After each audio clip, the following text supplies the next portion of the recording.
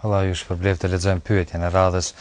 Një vëllana përshëndet me selamu aleikum dhe thot hoxhi i nderuar, kam këtë pyetje. Jetoj thot me familjen dhe babai im, Allahu udhëzoft, nuk na ushqen me ushqim halal.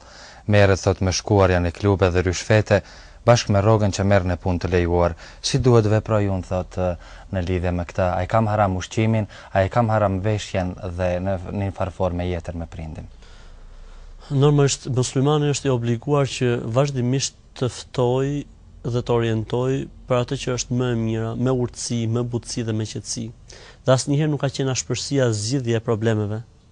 Domethënë, nëse duam që me të vërtetë të kemi rezultate në ftesën e njerëzve në fenë e Zotit, duhet të jemi shumë butë, duhet të jemi shumë qetë. Sidomos kur bëhet fjalë me prindrit, ata të cilët mbas Zotit të madh kanë qenë sebeb që ne të vim në jetën e kësaj bote. Me ta duhet të jemi shumë të kujdesshëm, me ta duhet të jemi shumë të butë, sepse domethënë ata presin më shumë prej nesh. Dhe normalisht ata janë disi të arsyetuar për shkak të imazhit, për shkak të asaj që thuhet rreth Islamit dhe muslimanëve, disi thash të arsyetuar. Kështu që ndonjëherë fëmia gjendet përpara fakteve, përpara mrekullive dhe don mos që prindërit e tij të udhëzohen në Islam, ndërkohë që prindit janë shumë larg këtij realiteti dhe ndodh shpesh herë konflikti ose përplasja ndërmjet dy palëve.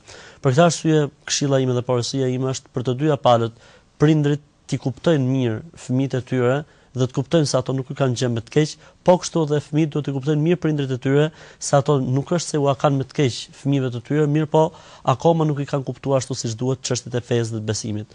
Në lidhje me rastin fjalë, normalisht është çështje e trajtuar në fe nëse dikujt i vjen një dhuratë për një personi i cili e ka pasurinë në përzierje ndërmjet hallallit dhe haramit, ose nëse fëmia jeton në një familje ku pasuria e prindërve është e përbërë prej të lejuarës dhe të ndaluarës. Themi në këtë rast, lejohet që të ushqehemi, lejohet që të pranojmë dhuratat, nuk ka asnjë lloj problemi. Përderisa ka një futje në arkën familjare që është halal, qoftë dhe burim shumë i vogël, atëherë çdo lloj përfitimi që mund të vijë fëmijës prej arkës familjes, pra prej depozitave të familjes është i lejuar për të kthehet për të halal, kthehet për të i lejuar. Kështu që ky djalosh domethënë nuk duhet të jetë merak fare, përderisa ka një rrogë që është halal dhe pastaj ka edhe të ardhurat të tjera që janë të përziera, është e lejuar që të përfitojë.